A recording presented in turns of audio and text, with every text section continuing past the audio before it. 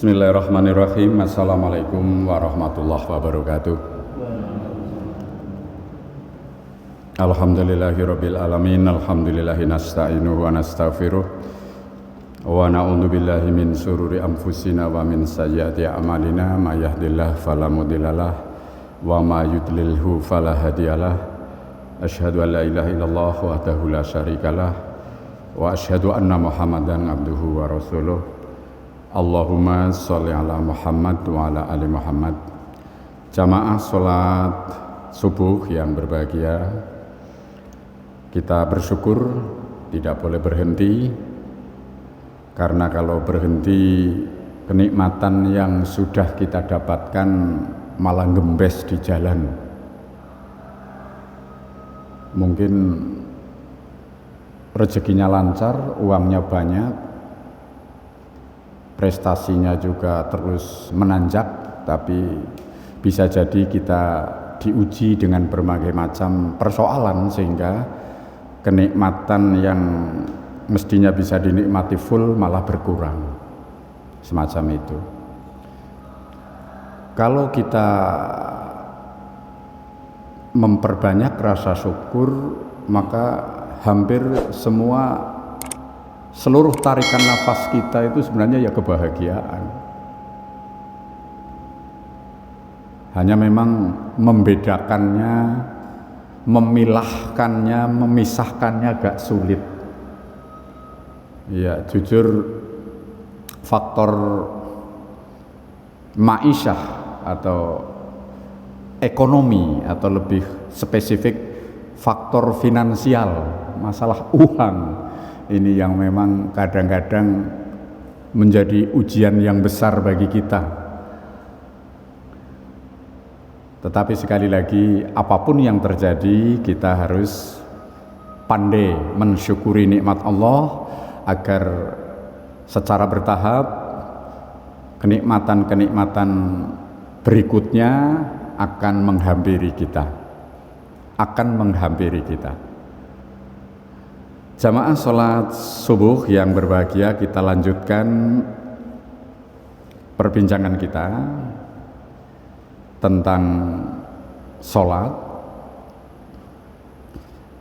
Pada pertemuan yang lalu kita sudah sampai di bacaan Al-Fatihah, juga mata yassara minal Qur'an, bacaan Al-Quran yang paling mudah, yang paling terjangkau, yang paling hafal, mata yassara minal Qur'an.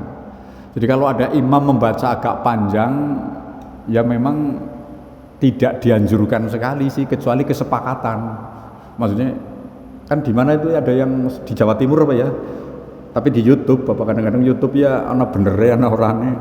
Salat 8 jam, salat tarawih. Tapi juga di wilayah Jawa Timur juga ada yang salat 23 rakaat cuma 7 menit ya gitu kan. Ya sepanjang sepakat ya jamaahnya sepakat ya. Ya, sepakat sih gitu ya. Kayak kepriwe dilakoni pira 7 menit, yes, itu mungkin kratak rampung. Tapi juga ada pembandingnya, itu ada yang 8 jam itu. Ada ya Mas Alif ya di YouTube, saya lihat ada sholat taraweh dimulai dari lepas ya jam-jam 8, selesainya sampai jam 2 atau jam 3 gitu. Tapi juga ada juga yang jamaah juga banyak ya, karena kesepakatan. Artinya dimengerti, dipahami, kemudian tidak diperdebatkan begitu. Lah kita ya yang nggak ekstrim seperti itulah ya, caranya yang aja ngebut banget, tapi yo ora sing yo baca padahal setengah juz apa kono malah lah ya wetenge bisa apa ya, berdiri mungkin kesemutan lah. Ya kita yang standar saja lah, agama itu mudah, tapi jangan dipermudah, kan seperti itu. Jadi jangan sampai ibadah kita itu mempersulit kita gitu. Yang sarane sing mikire dawa banget bu, kira 7 jam itu kan ya mikir mungkin kan ya, kecuali untuk sendiri, dilakukan sendiri. Jadi Rasulullah Shallallahu Alaihi Wasallam kalau sholat sendiri, sholat malam itu semuanya ukuran beliau. ukuran Rasul ya. Jadi pernah ada sahabat yang ikut menjadi makmum dalam suatu sholat sunnah, tapi tidak memberi kode kepada imam. Makanya harus ada kode kalau mamanya ada orang apa mau maksudnya sholat jamaah kayak gitu ya, dikasih kode. Itu untuk mengukur bahwa kuwi angger wis urusan kebersamaannya aja ngukur nganggo awake dewek semacam itu. Jadi dikasih kode. Pernah itu harus di belakang waktu Rasulullah lagi sholat itu caranya kejang-kejang apa belum? Kamu kenapa? Saya sholat di belakang Rasul. Lo kira ngomong gitu loh. Jadi kalau kejang-kejang ya, bacaannya surat Al-Baqarah nganti rampung itu kan ya, ya panjang sekali gitu. Lah maka untuk yang kita yang sifatnya untuk kebersamaan yang standar. Ya tapi ya jangan inna antoina kulhu wal asri itu kan ya terlalu pendek. Ya sedang-sedang lah di bawah juz amma saja. Kalau semacam surat amma an-nazi'at juga lumayan masih panjang, apes-apesnya terlalu panjang, ora apal banget malah dong keliru orang sing ngemut tenan kan semacam itu. Iya dipotong dua boleh ya Pak, artinya mungkin an-nazi'at mungkin amma umpamanya alo abasa tapi dibagi dua ya bisa, karena memang itu tidak ada ketentuan berapa ayatnya kan tidak. Sederhananya alif lam mim itu ayat, terus Allahu Akbar itu boleh, memang boleh, yang penting jangan bermaksud dolanan.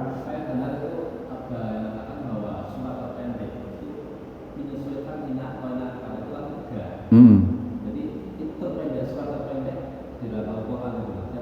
Surat apa Pak? Oh, inna a'tainakal kautsar.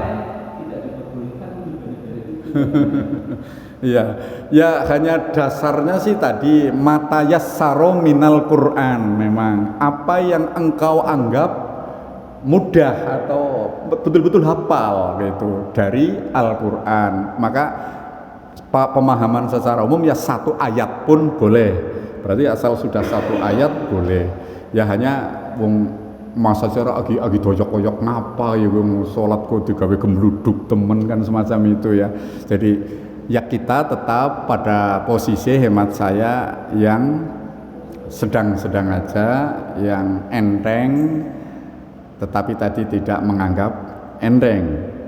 Jadi minimal ya tadi juz amma surat-surat pendek di juz ke-30 itu memang rata-rata pendek dan bisa menuntun putra-putri kita, cucu kita untuk ikut serta. Lalu ada beberapa cara pembimbingan ya, pembinaan kepada putra-putri kita termasuk kepada jamaah. Umpamanya memanjangkan surat di rakaat pertama. Tujuannya agar selain yang memang kita harus hafal surat itu, memungkinkan jamaah yang rada telat juga tidak gugup ya, tapi itu bukan niatan yang utama, Yang kedua, untuk sholat semacam sholat maghrib, sholat isya, biasanya ada putra putri kita, cucu kita yang belum tidur, bisa saja ikut ke masjid, bisa saja menyertai bapak ibunya sedang sholat. Maka kan bahasaannya kan jahar atau bersuara, itu menggunakan surat-surat yang anak-anak memungkinkan ikut, malah seneng kan. Jadi bapak lagi baca surat Al-Fil gitu, aku diajari di sekolahan, itu juga bisa ya, walaupun itu bukan tujuan utama, tetapi artinya saling mendukung.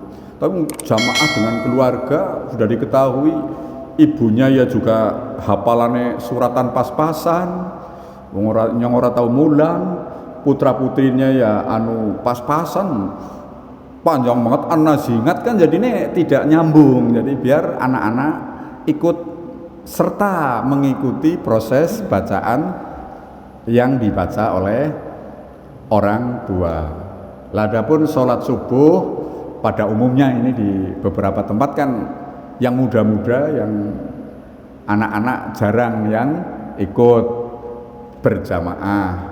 Ya rata-rata para sepuh sing memang ora arep ngibadah, arep ngapa wong ngena sare wis ora, wis meleng-meleng bae, wis ora kepenak larang awak wis. Ya memang cocoknya ya menghadap atau takarrub kepada Allah. Lah di sini dibutuhkan Bapak Ibu tadi bahan bacaan, hafalan, pemahaman agama yang banyak agar duduk kita, tiduran kita, ya mungkin santai kita di rumah itu banyak membaca, menghafal, ya tadi hal-hal yang berkaitan dengan agama, dengan ibadah. Karena waktunya cukup longgar, waktunya ada.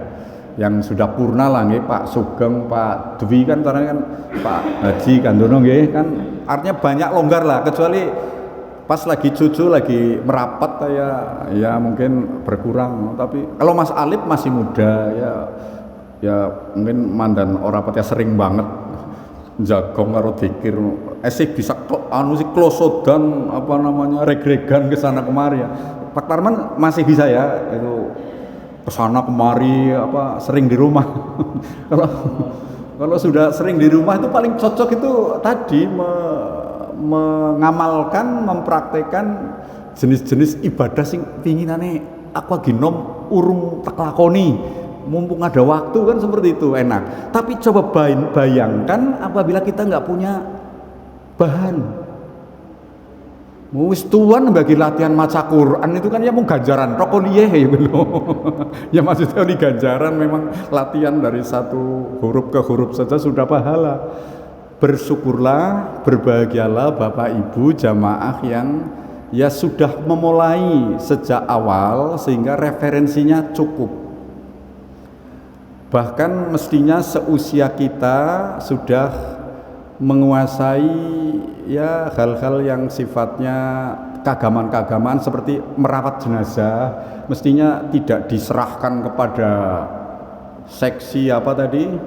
Apa kalau di RT namanya seksi mardilayon, terus nyongsin orang mardilayon nyong, ya nunggu kae anu Pak Tarman sing mardilayon. Padahal itu harus kita lakukan. Ya adapun keberadaan lembaganya ya perlu wong memang lembaga, tapi menyangkut personalnya yang mulasara yang melaksanakan itu ya kita harus bisa semuanya, mulai dari bagaimana memandikan, bagaimana mengkafani, bagaimana menyolati, itu harus menjadi menjadi ya kemampuan atau ya kita harus bisa semacam itu. Jangan gara-gara petugas mardilayonnya lagi tidak di rumah jadi tertunda cara merawat atau melaksanakan tata cara tadi, memandikan, mengkafani sampai memakamkan jenazah.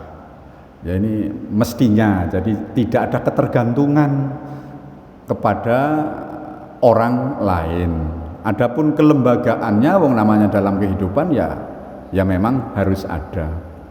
Jamaah sholat subuh yang berbahagia, tadi kembali ke sholat tadi kita sudah sampai mata yassaru minal Quran, bacalah ayat-ayat yang paling mudah. Syukur ya sudah betul-betul mudah, itu artinya juga nyantel gitu loh. Kalau hafalan ya kesuwen, tapi nyantel lah. Maksudnya itu apa, semacam itu. Maksud dari ayat yang kita baca. Kemudian setelah membaca suratan, yang sudah kita lakukan seperti biasa adalah ruku. Ruku jangan terburu-buru. Jadi kalau di dalam beberapa hadis yang sempat saya baca ya ruku itu sampai genep apa namanya lurus ya, ini antara ini jangan kayak wong, kecuali wis bengkek banget sih ya memang ya apa boleh buat tengkek-tengkek gitu. Kalau tidak itu jangan betul-betul presisi gitu loh, apa tangannya dipegang ke menjadi daya apa kekuatan di lutut sampai lurus permukaan atas antara ya apa namanya ini pinggang sampai kepala, dengan tidak mendangak juga tidak mendengkluk apa namanya kalau ya lurus. Mendangak ya warung ruku tapi orang ndangak. Dengkluk malah kalau ndeleng sini mburi sapa kae malah kebalik maning ya. Memang gangguan untuk khusyuk sih banyak sekali sih ya gitu loh. Maka kalau tidak menyadari harus kembali lagi gitu ya, bisa saja dalam posisi apapun kita akan gugur kekhusyukannya gitu. Khusyuknya kurang maksudnya loh. Enggak sampai membatalkan, enggak Pak. Enggak sampai membatalkan. Sebut saja ke Mas Alif masjidnya ya garisnya tulisannya dibalik supaya khusyuk padahal ini kan garis-garisnya tulisannya dibalik kan supaya khusyuk nganu nembe perlu dibalik aja dedeleng bae kan tetep kewaca apa enggak orang nggak bisa maca iya malah dadi angel mandan suwe angger ora dibalik tulisannya apa Pak fragile padahal ya baru dibaliknya kalau maca mandan suwe ya namanya gangguan kekhusyukan itu tinggi sekali itu. Artinya apakah kalau dengan sajadah yang batik-batik sholat keramen gue nganggo sajadah batik-batik kok malah ndelengi batike kan gitu. Bagaimana kalau sajadahnya itu tanpa batik? Apa tidak ada pikiran sajadah kok polos gitu kan ya. Karena gangguan kekhusyukan itu tinggi itu loh. Nah sekarang makanya usaha sih harus dilakukan tapi tidak harga mati. Wis sembarangan banget ke puasa, sholat kok nengarep malah tulisannya rinso membersihkan paling bersih anu kaos sih ya. Kayak nyatane matane melek gitu ya kayak khusyuk kayak ngapa ya maksa lah. Rinso membersihkan paling bersih gitu loh. Lah ya maka ada sedikit terjaga ketika badannya polos mandan gitu loh. Karena mata kita melihat, otak kita juga bekerja. Jadi nggak mungkin lalu kita akan menjadi, memang ada contoh yang pernah kami sampaikan, orang yang khusyuk dalam sholat tapi yang memang tingkatnya sufi ya. Ali bin Abi Thalib itu sahabat. Wong dalam sebuah pertempuran memperjuangkan agama Islam begitu kena anak panah itu ketika para tabib, para dokter masa itu menawarkan sebuah operasi tanpa rasa gitu loh caranya. Sekarangnya pokoknya kayak sepit tanpa dipotong gitu loh. Nanti selomut detok hilang gitu kan. Ternyata Ali bin Abi Thalib malah jangan, saya nanti dilepas saja begitu saja pada saat saya sedang sholat. Itu kan tingkat tinggi sekali kan. Jadi ditawari operasi tanpa rasa bukan itu. Tapi ketika sedang sholat silakan diambil begitu saja sama sahabat. Itu kan tingkat tinggi kan ya khusyuk semacam itu, dan bisa memang kalau lagi konsentrasi. Ya perbandingan kita ya menjadi jauh. Kita anu gatel semending wis dikukuri iku anu mbek malah kober-kobernya ngudak-ngudak kuping barang kan gitu. Karena kekhusyuannya memang tidak ya konsentrasinya kurang gitu loh. Jadi mudah sekali terbawa gitu. Tapi insya Allah sholat sepanjang gerakan-gerakannya lengkap, bacaannya juga tartil, gangguan kekhusyuan sedikit-sedikit ya wajar. Wong anak mercon moni dor apa ngene kono ora krungu ya krungu lah. Kan kayak gitu. Jadi ya tetap terdengar, tapi ning pikiran ora usah dikembangkan.